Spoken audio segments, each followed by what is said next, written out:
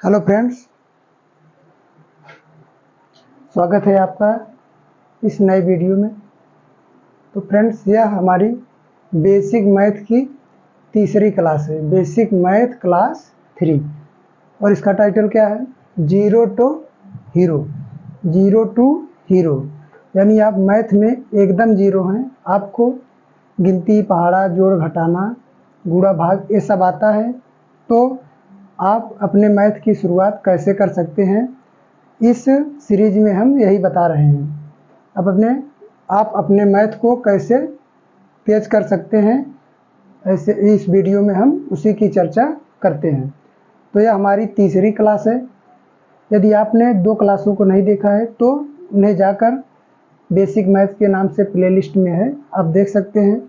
आइए देखते हैं। आज हमारा टॉपिक है गुणनखंड।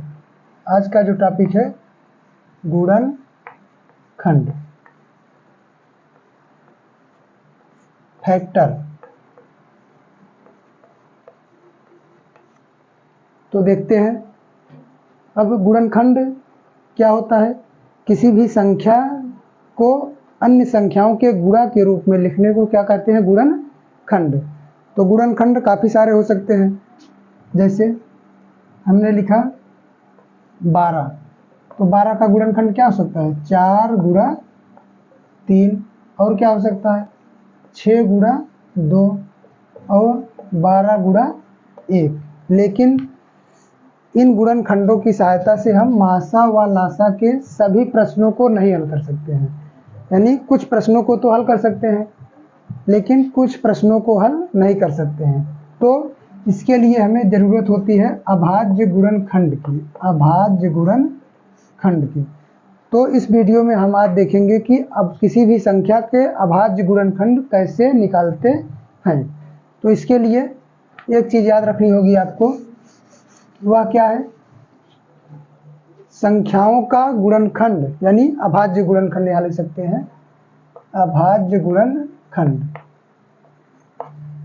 करते समय उन्हें केवल, यहाँ पर केवल होना चाहिए, केवल अभाज्य संख्याओं से काटते हैं। यानी किसी भी संख्या के अभाज्य गुणनखंड ज्ञात करने के लिए उन्हें किससे काटा जाता है? केवल अभाज्य संख्याओं से। जैसे अभाज्य संख्या कौन सी होती है? 2, 3, 5, 7, 11, 13, 17, 19, 23, इसी प्रकार से और बहुत सारी संख्याएं हैं जो अभाज्य होती हैं। तो गुणनखंड करते समय हमें केवल इन्हीं संख्याओं से काटना है। यदि इनके अलावा दूसरी संख्याओं से यानी भाज्य संख्याओं से काटते हैं तो क्या होगा? भाज्य संख्याओं से काटने पर हमारे उत्तर गलत हो जाएंगे। यानी यदि हम भाज्य संख्याओं से काटेंगे तो गुणनखंड की सहायता से जो भी प्रश्न हल करेंगे, जैसे मासा निकालेंगे गुणनखंड की सहायता से और लासा निकालते हैं, तो यदि भाज्य संख्याओं का प्रयोग गुणनखंड में करे रहेंगे तो हमारा लासा और मासा क्या हो जाएगा? गलत हो जाएगा और हमारा उत्तर नहीं आएगा। तो आइए देखते हैं कुछ उदाहरण की मदद से कि कैसे हम गुणनखंड करते हैं। जैसे कोई संख्या है, मान लीजिए 18। तो अब 18 को हम कैसे काटेंगे? कुछ लोग क्या करेंगे, इसे 6 से प्रारंभ कर देंगे काटना। तो 6 से नहीं काटना है, पहले किससे देखना है? 2 से। तो 2 से देखिए कटेगा कि नहीं? कट जाएगा, क्योंकि यह सम संख्या है। तो 2 से जब काटेंगे तो कितना आएगा? 2 9 18। तो अब फिर यह 9 आ गया। 9 किससे काटेंगे? अब 9 से डायरेक्ट नहीं काटेंगे, किससे काटेंगे? 2 से। लेकिन 2 से कटेगा नहीं, विषम है, तो किससे काटेंगे? 3 से। तो यहाँ पर अब 3 से काट देते हैं। 3 3 तियाँ 9, तो 3 आ गया। फिर 3 किससे कटेगा? 3 से ही कटेगा, क्योंकि यह अभाज्य संख्या है। तो क्या हो गया? 1 आ गया। तब तक काटते रहेंगे जब तक 1 नहीं आ जाएगा। यानी 18 का गुणनखंड हमारा क्या हो गया? यही हमारे हो गए गुणनखंड। तो कैसे लिख सकते हैं? 2 गुणा 3 गुणा 3। तो इसे पढ़ेंगे तो 2 तियाँ 6, 6 तियाँ 18, तो आ गया 18। यानी हमारा गुणनखंड सही है। आप चाहे इधर से पढ़ सकते हैं, 3 तियाँ 9, 9 दूना 18। तो यानी यह गुणनखंड हमारा सही है। आगे देखते हैं और संख्याओं का गुणनखंड।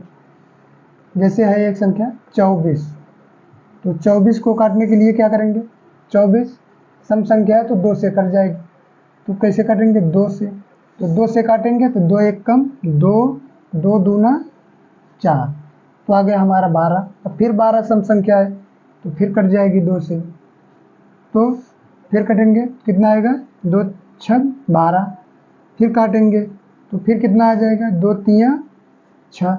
अब 3 आ गया तो 2 से नहीं कटेगा तो 3 से काट देते हैं, तो आ गया हमारा 24 का गुणनखंड। क्या हो जाएगा, 2 गुणा 2 गुणा 2 गुणा 3, तो ये हो जाएगा हमारा 24 का अभाज्य गुणनखंड। अगर भाज्य की बात करें तो हम लिख सकते हैं इसे, कुछ भी लिख सकते हैं, जैसे 12 गुणा 2 या 8 गुणा 3, 6 गुणा 4, 24 गुणा 1, तो ये सब है गुणनखंड। लेकिन अभाज्य गुणनखंड केवल एक ही होता है, किसी भी संख्या का अभाज्य गुणनखंड केवल एक ही होगा।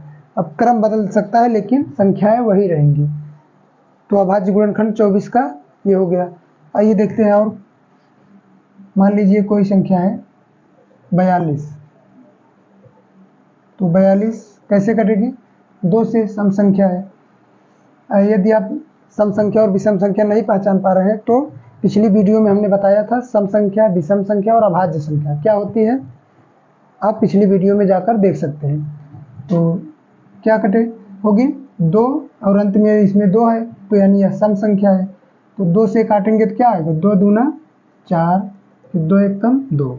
अब क्या आ गया, विषम संख्या है, तो अब देखते हैं 3 से कटेगा कि नहीं, 3 से कट जाता है, 3 सते 21, तो यानी 3 से कटेगा, हो जाएगा 3 सते 21, और 7 से अब कटेगा, 5 से नहीं कटेगा, तो 7 एक कम 7। यह हो गया हमारा 42 का गुणनखंड। क्या हो गया, 2 गुणे 3 गुणे 7, किसका गुणनखंड है, 42 का। तो इसी प्रकार से और भी कुछ संख्याओं का गुणनखंड कर सकते हैं, जो बड़ी संख्याएं हो सकती हैं। आइए देख लेते हैं कुछ बड़ी बड़ी संख्याओं यानी 3 अंकों की संख्याओं का। तो देखते हैं, जैसे मान लीजिए 124, 124 सम संख्या है तो किससे कटेगी, 2 से, 2 छंग 12 और 2 दूना 4, फिर 2 से फिर कटेगा, सम है तो 2 तिहाई 6 और 2 एकम 2। अब 31 आ गए, 31 हम जानते हैं कि अभाज्य संख्या है, तो अब यह किसी से नहीं कटेगी बल्कि अपने आप से ही कटेगी, यानी 31 से ही कटेगी। तो कितना आ जाएगा, 1। तो यह हो गई हमारा 124 का गुणनखंड, कितना, 2 गुणे 2 गुणे 31, तो यह हो गया हमारा इसका गुणनखंड। आइए देखते हैं 204 कोई संख्या है, इसे कैसे काटेंगे, यह भी सम है, तो कितना आएगा, 2 एकम 2, 2 शून्य शून्य, 2 दूना 4, 102 आ गया। यह भी सम संख्या है तो फिर 2 से ही काट देंगे, 2 पंचे 10, 2 एकम 2, 51 आ गया। तब यह क्या है, एक विषम संख्या, 2 से तो कटेगी नहीं, 3 से देख लेते हैं, 3 से कटेगा कि नहीं, तो लगभग कट जाएगा। कैसे देखेंगे, इनको जोड़ देंगे, 5 1 6, 6 कट जा रहा है यानी यह भी कट जाएगी। तो 3 इक्के 3 बचा कितना, 2, यहाँ पर ऐसे लिख देंगे, नहीं समझ में आया, 2 बचा और कितना बना, 1, तो हो जाएगा 21, 3 सते 21, तो आ गया हमारा 17। 17 क्या है, अभाज्य संख्या यहाँ पर लिखी है, तो अब 17 से ही कटेगी, तो हो जाएगा 1। तो यह हो गया हमारा 204 का गुणनखंड, कितना, 2 गुणा 2 गुणा 3 गुणा 17, यह हो गया हमारा 204 का गुणनखंड। और कैसा गुणनखंड है, अभाज्य गुणनखंड। आइए देख लेते हैं और कुछ विषम संख्याओं का भी। आप कह रहे होंगे सभी सम संख्या ही है, तो विषम संख्याओं का कुछ देख लेते हैं, जैसे है 729। अब 7 2 9 9 9 18, 18 आ रहे, यानी यह 2 से तो कटे नहीं, विषम है, 3 से कट जाएगी, तो 3 से काटेंगे तो कितना आएगा, 3 दूना 6, बचा कितना, 1 और ये उतरेगा तो 12 बन जाएगा, तो हो जाएगा 3 चौका 12। अब यहाँ 9 है, 3 तिहाई 9, 243 आ गया। फिर देख लेते हैं 24 है, माने 4 2 6 6 3 9, यानी कट जाएगी 3 से। तो 3 8 24 और 3 1 कम 3, तो यह भी कट गया। अब हम जानते हैं कैसे भी कट जाता है, तो जाएगा 27, 3 दूना 6, 2 बचा 21 बना, तो 3 सते 21, 27 आ गया। फिर 3 से, 3 9 27, फिर 3 से काटेंगे तो 1, 3 3 9, फिर 3 से एक बार कटेगा इतना। तो इसके सभी गुणनखंड में 3 आया है, तो हो जाएगा 3 गुणा 3 गुणा 3, कितनी बार आया है? 6 बार। तो 3 गुणा 3 गुणा 3, ये हो गया हमारा 729 का गुणनखंड। इसी प्रकार से और कुछ भी संख्या दे सकते हैं, जैसे 335, 335, तो यह कटेगी कि नहीं देख लीजिए यहाँ से। 3 3 6 6 5 11, यानी यह 3 से तो कटेगी नहीं, और विषम है तो 2 से भी नहीं कटेगी, न तो 2 से न 3 से। 5 से कट जाएगी क्योंकि अंत में 5 है, अंत में 0 होगा और 5 होगा, तो वह संख्या 5 से कट जाती है। तो 5 से काटते हैं, देखते हैं कितना आता है। 33 से 5 6 30, तो 6 आया, बचा कितना? 3 और 5 मिलाकर कितना बना? 35, हो जाएगा 5 7 35। अब आया कितना? 67। तो यह क्या है? अभाज्य संख्या है, तो 67 से ही कटेगा, तो आ जाएगा कितना? 1, यानी 335 का गुणनखंड कितना हो गया? 5 गुणा 67। केवल 2 ही अभाज्य संख्या इसमें आए। तो ये थे कुछ गुणनखंड। आशा करते हैं यह वीडियो आपको पसंद आया होगा। यदि वीडियो पसंद आया हो तो लाइक कर दीजिए और अपने उन दोस्तों के पास शेयर कीजिए जो इसे देखना चाहते हैं और उन्हें इसकी आवश्यकता है, जिनका बेसिक मैथ बहुत कमज़ोर है। तथा कमेंट बॉक्स में यह लिख दीजिए कि यह वीडियो आपको कैसा लगा, और बताइए कि इसमें कुछ कमी हो तो हम अगली वीडियो में उस कमी को सुधारेंगे। और इस चैनल को सब्सक्राइब कर लीजिए ताकि आने वाले वीडियो के नोटिफिकेशन आप तक समय समय पर पहुंच जाएं, जिससे आप बेसिक मैथ को आसानी से समझ सकें और मैथ में जीरो से हीरो बन सकें। मिलते हैं अगली वीडियो में नए टॉपिक के साथ, तब तक के लिए नमस्कार।